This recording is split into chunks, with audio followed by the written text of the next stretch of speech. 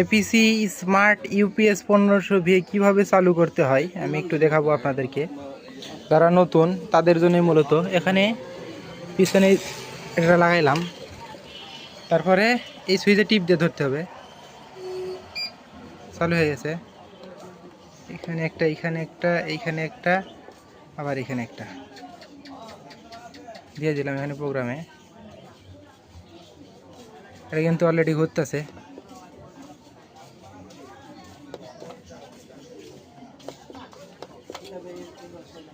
আপনারা এটির মধ্যে দেখলেন এটা চালু হয়ে গেছে, অর্থাৎ এই যে ব্যাটারি থেকে ব্যাকআপ মোড, মানে এই এপিসি স্মার্ট ইউপিএস 1500 চালু হয়ে গেছে।